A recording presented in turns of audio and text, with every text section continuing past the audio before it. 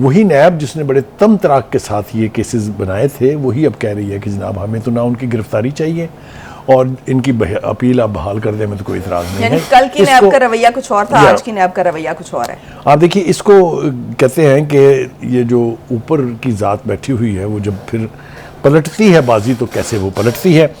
दूसरी बात आपको मैंने ये बताना है कि ये बात अब सिर्फ आज की इस अदालत तक महदूद नहीं है। आने वाले दिनों में मेरे ख्याल से हर अदालत में जिसमें इनके मुकदमात जाएंगे वहाँ से हम यही सुनेंगे, हमें कोई इतराज़ नहीं है, हमें कोई इतराज़ नहीं है। इसलिए कि जो मुकदमात बनाने वाले और उसकी पैरवी करने वाले थे, उनको भी ये बात शायद अब रियलाइज़ हो गई है कि ये सियासी मुकदमात थे, इनके अंदर ना कोई जान थी, ना इसके अंदर कोई सबूत, और वो था अदालतें कह चुकी हैं। यानी उसी दौर में सुप्रीम कोर्ट के चीफ जस्टिस ने कहा कि ये नैब आर्म ट्विस्टिंग का एक अदारा है, हम बार बार कह चुके हैं ये। उसके बाद मुतअद्दिद को यानी जो हायर कोर्ट्स थी उनके जजेस ने कहा कि प्रोसिक्यूशन बहुत वीक है, मुकदमात बनाए तो गए हैं लेकिन सबूत और शवाहद नहीं है। ये बातें सारी हम अपने इन कानों से आज नहीं, उस दौर में सुन चुके हैं जब उनका तूती बोलता था।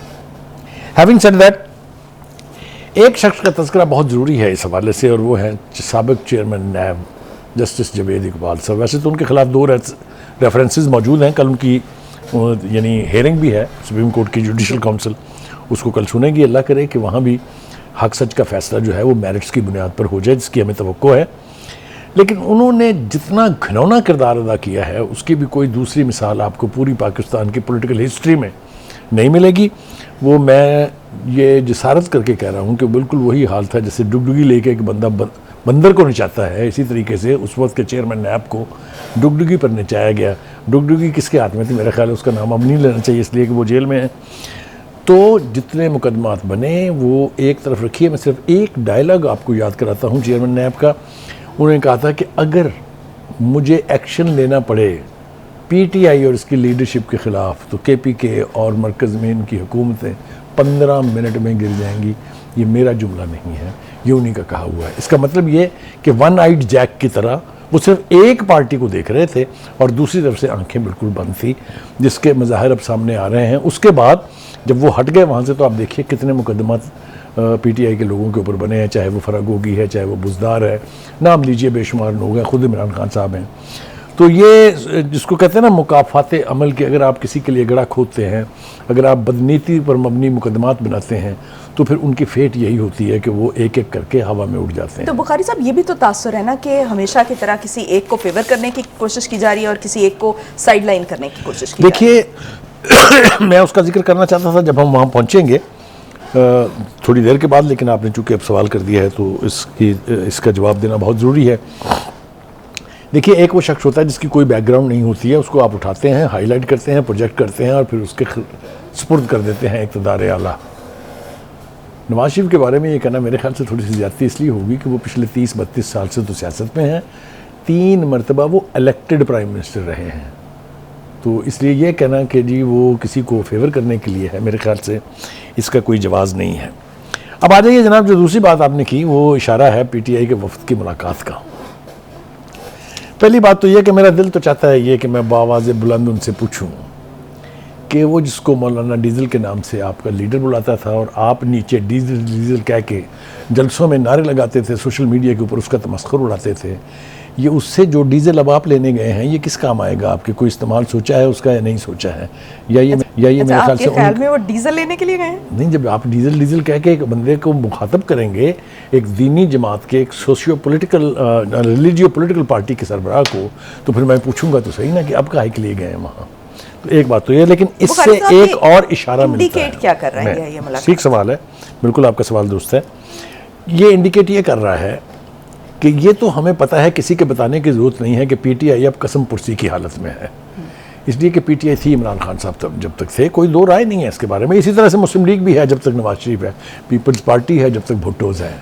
ये तो कोई इसके लिए रॉकेट साइंस की ज़रूरत तो नहीं है, तो ये तो बिल्कुल क्लियर है। लिहाजा ये इस बात की तरफ इशारा कर रहा है कि चूँकि पार्टी बहुत कसम पुरसी की हालत में है, इमरान खान साहब के बाहर आने का कोई इम्कान नहीं है, क्योंकि उनके ऊपर जिस नौयत के मुकदमात हैं उन पर अगर एक्सट्रीम सज़ा न भी हो तो वो बहुत सारे सालों के लिए जेल जा सकते हैं। हम ये दुआ नहीं कर रहे हैं, अल्लाह करे कि उनके ख़िलाफ़ मुकदमात गलत साबित हों और वो बाइज़्ज़त बाहर आएँ, लेकिन जो उनकी नौयत है, जो 9 मई को सामने रख के अगर आप उसका जायज़ा लें तो ना ऐसा पहले कभी हुआ था, ना आइंदा कभी कोई होने देगा, तो फिर इसकी सज़ा और जज़ा किसी ने तो भुगतनी है।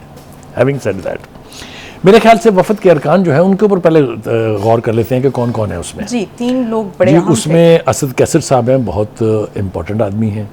अली मोहम्मद साहब हैं, बहुत कमिटेड पीटीआई के वर्कर भी हैं, लीडर भी हैं, और बैरिस्टर साहब। जी, एक बात तो ये कि ये वो पौधे हैं जो पीटीआई में मोहम्मद अली दुरानी साहब ने लगाए थे। मोहम्मद अली दुरानी साहब आपको पता है इंफॉर्मेशन मिनिस्टर भी रहे मुशर्रफ के दौर में, और वो आजकल फिर एक्टिव हुए हैं। आपने देखा कि सदर साहब से उनकी मुलाकात हुई है, और सदर साहब से मुलाकात में उन्होंने यही कोशिश की है कि एक ग्रैंड नेशनल रिकन्सिलिएशन की तरफ जाना चाहिए। अच्छा, इसमें कोई ख़राबी नहीं है। अगर आप मुझे इजाज़त दें तो नवाज़ शरीफ साहब ने अपने जलसे में ये सबसे अहम बात यही की थी। 2 बातें बहुत अहम थी। एक ये कि मैं मेरे ख़िलाफ़ जिन्होंने माजी में कुछ भी किया है मैं उनको माफ़ करता हूँ और छोड़ता हूँ अल्लाह की मर्ज़ी पे, और दूसरा ये था कि हम सबको साथ लेके चलेंगे।